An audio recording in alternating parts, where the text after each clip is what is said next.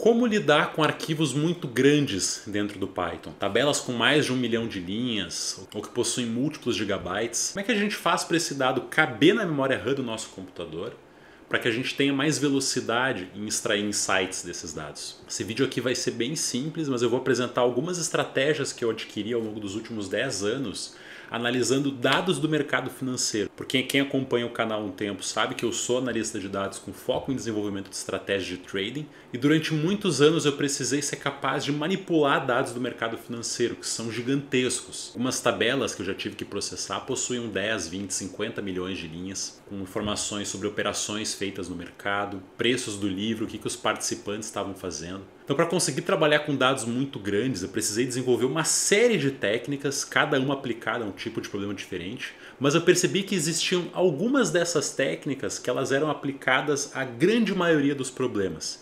E é isso que eu vou apresentar para vocês aqui. E talvez vocês percebam que não estão conseguindo trabalhar com dados tão grandes porque não estão aplicando algumas simples dicas que eu vou deixar para vocês aqui. E antes de mostrar essas estratégias, eu preciso fazer um disclaimer. Existem muitas estratégias para a gente lidar com Big Data e inclusive muitos formatos de dados diferentes. Esse vídeo aqui vai se limitar aos tipos de dados que são mais comuns, que são dados tabulares em 2 dimensões, ou seja, tabelas, arquivos CSVs ou tabelas que são contidas em bancos de dados SQL. Se vocês tiverem alguma dúvida específica em relação a algum outro formato, deixe nos comentários. Então vamos lá. Entrando aqui no computador, eu preparei esse arquivo para vocês. Ele é um conjunto de dados de exemplo que eu peguei aqui do próprio site do Kaggle. Ele tem 1.9 GB, ele é uma tabela contendo 10 milhões de linhas aproximadamente, passa um pouquinho disso, por 30 colunas. Então esse conjunto de dados aqui já é grande o suficiente e vocês vão perceber que a gente consegue aumentar em muita performance do nosso script ou das nossas análises por implementar algumas pequenas melhorias. Então eu vou fechar isso aqui e eu vou criar um scriptzinho em Python que eu vou chamar de data.py. E eu vou tentar primeiramente importar essa tabela utilizando o método pandas, que é o readCSV. Então importo o pandas aqui.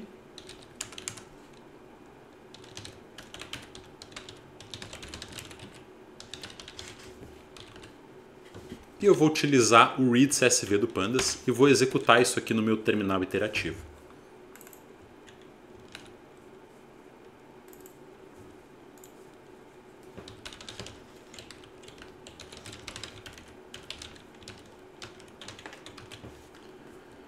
Então eu uso o método readCSV do pandas e eu vou executar isso aqui no meu terminal iterativo. Já reparem aqui que ele demora bastante para rodar.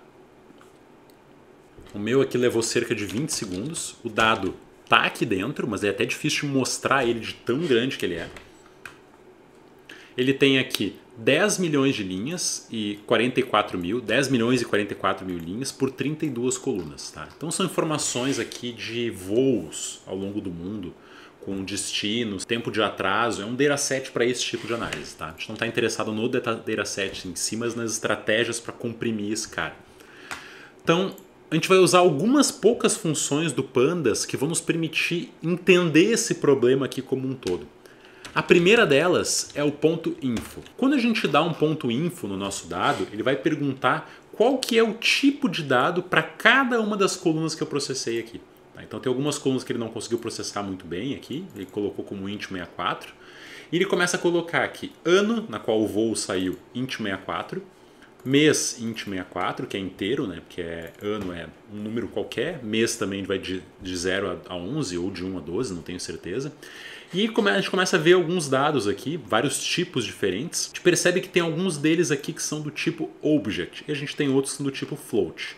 Então basicamente nesse conjunto de dados a gente tem 3 tipos: float, int e object. Vamos dar uma olhadinha em um exemplo de cada um deles. Vamos começar aqui com o year, tá? Para que vocês entendam o que a gente tem aqui por detrás disso. Vamos começar aqui com o year. Ele foi interpretado como int 64 e, como eu disse, são apenas números. Tá? A gente sabe aqui que, por exemplo, airtime, tempo de voo, é do tipo float. Por quê? Porque eles são, se eu não me engano, acho que em minutos, tá? Eles podem assumir valores decimais aqui. Por isso que o Python interpretou isso como um float, que é o decimal. Agora, a dificuldade é a gente entender esse flight date. Por que ele está no object? E o que é esse object? Object, na verdade, é quando o Python não consegue inferir um tipo adequado para o nosso conjunto de dados. Então, é como se ele pegasse e alocasse um espaço na memória muito grande para poder caber qualquer coisa, porque ele não sabe o que vem. Tá? E como a gente vai perceber daqui a pouquinho, Object é o tipo de dado que a gente mais tem que ter cuidado quando estamos trabalhando com dados muito grandes. Como é que eu sei disso? Porque eu vou utilizar uma outra função aqui, chamada Memory Usage. Ele vai calcular qual a memória RAM utilizada por cada uma das colunas dos meus dados. Mas é importante que vocês passem um parâmetro aqui chamado deep, como sendo true, porque vocês querem que ele faça uma análise profunda. Porque se a gente não passar isso, ele vai interromper a mensuração dele em um certo patamar, que eu não lembro de cabeça agora, e essa informação vai ficar errada. Tá? Já mostro para vocês o resultado disso. Vou definir isso aqui como sendo uma variável memory, como sendo df igual a memory usage. Vou executar, só que demora um pouquinho. E reparem que ele me devolve aqui em bytes quanto cada coluna ocupa de espaço. Prestem atenção no object. Olha quão maior eles são em relação aos outros. Tá? Não dá pra gente ter uma ideia precisa agora, mas parece que é de uma ordem de grandeza de 10 vezes. Tá? Então, aqui já tem, e eu garanto que eu tive que lidar com isso 1000 vezes. Quando a gente se depara com esse tipo de situação, onde tem algumas colunas que roubam a maior parte da memória, se a gente focar nossos esforços só em otimizar isso aqui, eu garanto que o dado por si só, toda a alocação de memória fica muito mais eficiente. Vamos pegar agora esse memory, vamos fazer uma conta. Eu quero somar todos os bytes, tá? Ele deu esse número aqui que é até difícil de ver. Vamos transformar isso aqui em gigabytes, porque esse meu computador aqui, ele é um MacBook Air, ele é um computador relativamente simples, não tão potente, com 8 GB de RAM. E mesmo com essas estratégias aqui, eu consigo lidar com um conjunto de dados muito grandes em um computador que não tem tanta memória RAM por saber otimizar isso aqui. Vou mostrar para vocês quanto que isso aqui ocupa na RAM. Então, para isso, eu vou pegar aqui, a gente tem as informações em bytes e eu preciso converter para gigabyte. Então, byte a gente vai ter kilobyte, que é 1024 bytes, megabyte, que é 1024 kilobytes, e gigabyte, que é 1024 megabytes. Então, eu preciso dividir isso aqui por 1024 ao cubo.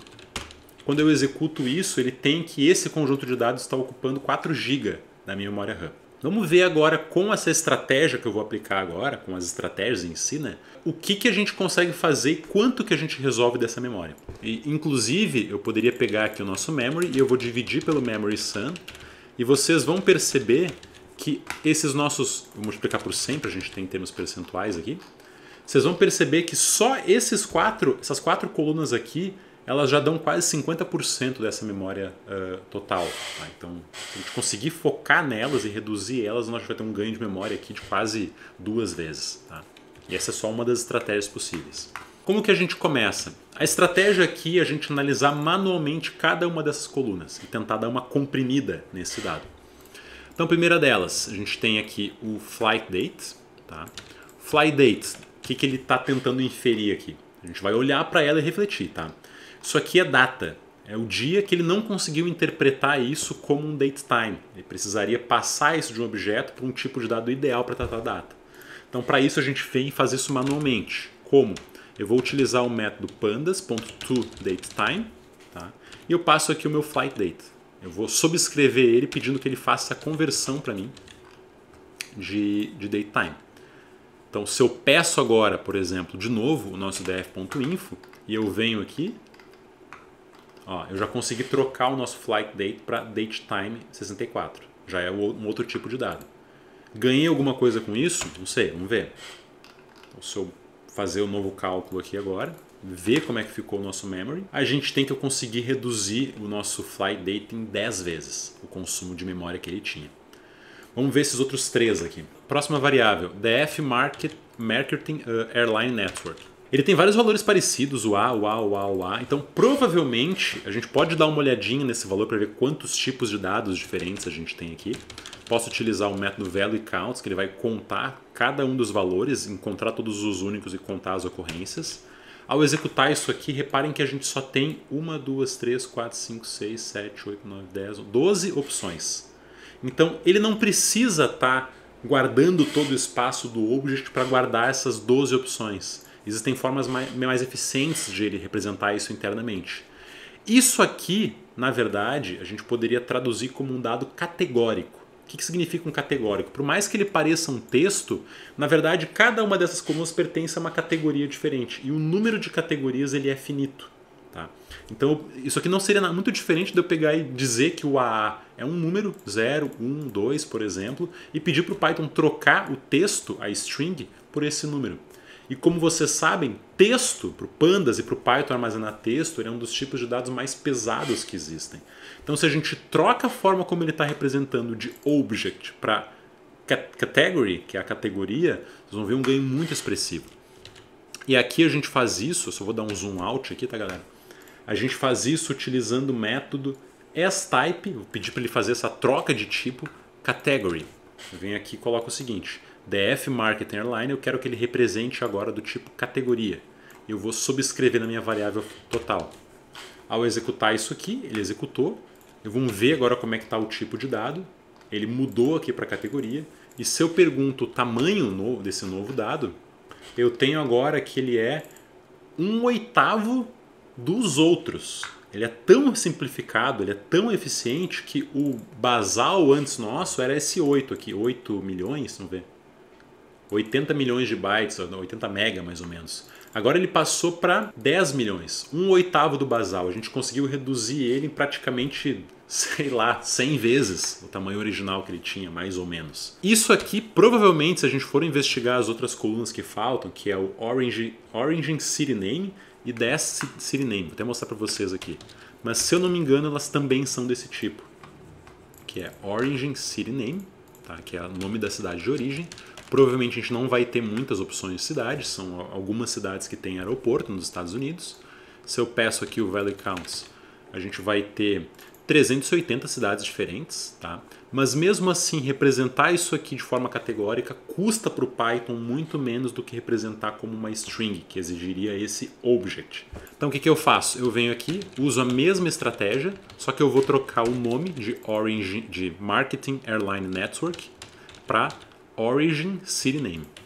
Faço essa troca aqui e posso fazer a mesma para o Destiny, que é a última coluna que faltou. Então, faço essa aqui também. Vamos ver agora como é que ficou os nossos conjuntos de dados. Todos eles agora a gente não tem mais object, tá? Se eu pedir para ele calcular o memory usage, vamos ver se ele fez a conta. E vou pedir para ele mostrar para mim agora como é que ficaram os finais. Reparem que tem alguns aqui que ocupam um pouco mais de espaço. Esse aqui tinha só 8 opções. Esse aqui ele tem 380 opções, então ele ocupou o dobro do espaço do primeiro. Só que mesmo assim ele está ocupando 1/4 do espaço dos outros.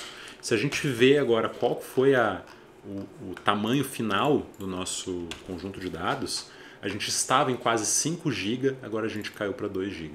Tá? Isso aqui é um ganho muito expressivo com apenas 4 colunas otimizadas. Seria possível ainda otimizar todas as outras, mas reparem que foram pouquíssimas linhas de código que me deram muita velocidade. Comprimi muito dado. Quando eu trabalhava no mercado financeiro, não é incomum eu pegar um dado que estava mal processado, quando eu carregava via CSV, eu puxava de algum banco de dados SQL, e com alguns pré-processamentos desse eu consegui reduzir o tamanho do consumo da RAM para mais de 90%. O tamanho final era 10% do tamanho original. Isso pode acontecer com os dados de vocês. Resumindo, a primeira dica: foquem no tipo de dado e evitem object. Segunda dica, eu quero que vocês, dependendo do tipo de problema, se vocês estão trabalhando com tabelas em CSV ou até em dados, em bancos de dados SQL, estão tendo problemas de performance, existe um tipo de dado alternativo chamado ponto Parquet, que eu uso muito. Eu uso muito esse tipo de dado. No mercado financeiro, todas as nossas bases eram em ponto Parquet. Ele é um tipo de arquivo mais eficiente para que a gente consiga reduzir esse consumo de dados em alguns problemas. Tá? Vocês vão ter que dar uma olhadinha na documentação, procurem por Apache Parquet.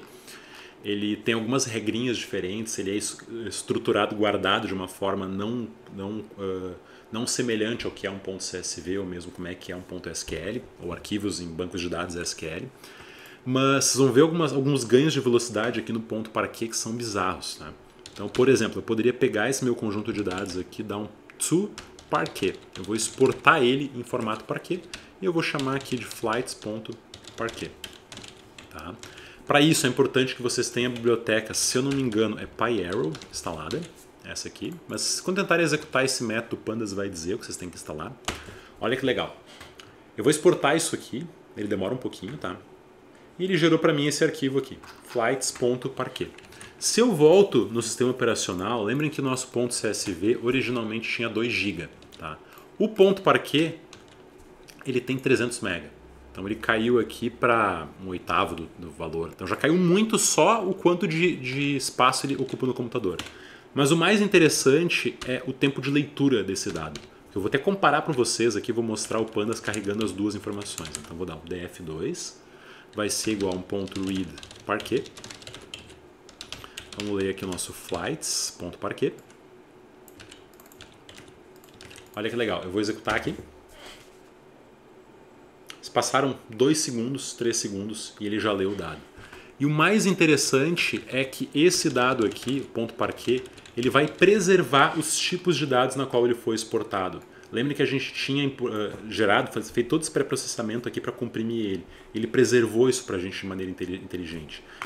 Diferente de um .csv que a gente teria que ler, o processo de leitura, vou até mostrar aqui de novo, ó, comecei a rodar. O processo de leitura leva muito mais e quando ele lê, ele não infere os tipos. A gente precisa especificar e alguns dos tipos nem tem como especificar. A gente precisa fazer tudo na mão de novo.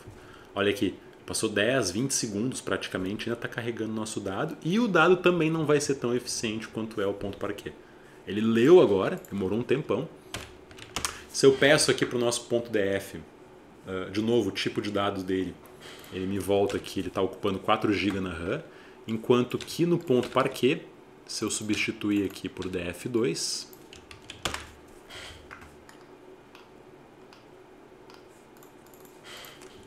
nosso conjunto de dados tem 2 GB.